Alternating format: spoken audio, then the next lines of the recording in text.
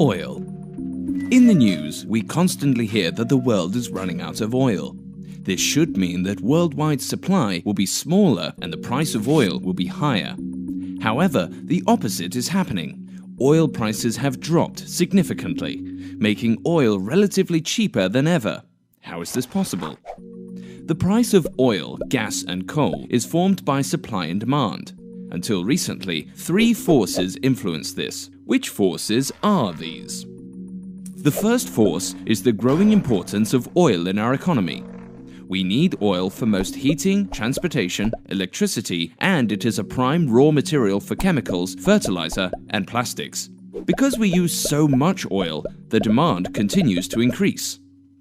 The second force is the emergence of monopoly positions.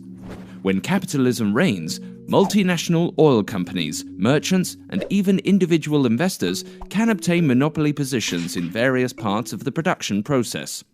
This allows them to set a price for their part of the process and hence impact the overall price of oil. The third force is the collection of geopolitical games being played in order to gain political power. An example is the nationalization of oil companies in a country, allowing the government to control production supply and impact the price of oil. So, these three forces have always determined the price of oil. At the end of the 20th century, a fourth force has entered the scene. Burning oil is one of the main causes of global warming. Therefore, alternative forms of self-renewing energy must replace oil as soon as possible. For this to happen, the price of oil should be higher and therefore fairer than it is now. This would make renewable sources more attractive to use.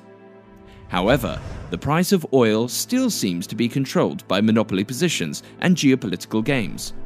So who is playing these games, keeping the price so low? You might think that multinational oil companies like BP and Shell are in charge. In reality, there are many more national and international players in the oil game.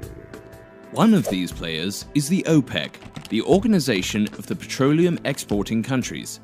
Forming this alliance of 12 already influential oil-producing countries made them powerful enough to determine worldwide supply and hence control the price in the past decades. However, in recent years, other players have also become powerful.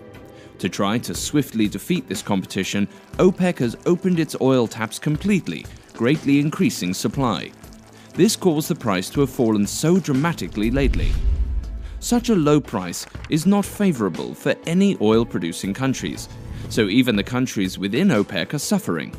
Yet, founder Saudi Arabia persists in hope of defeating competitors and securing OPEC's dominance in the worldwide oil trade.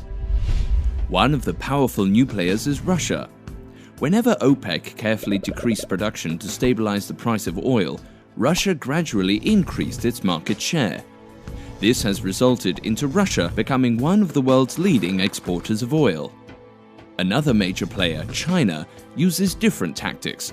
Instead of taking on the competition, they economically stimulate several poor countries, mostly in Africa, in exchange for the rights to drill there and import the oil directly to China. This allows China to keep most of their oil trade away from the world market. The United States was always highly dependent on OPEC for their oil. In recent years, they have made great strides in extracting shale oil and gas, which is expensive and potentially harmful for the environment. Taking these risks made the US less dependent on other parties.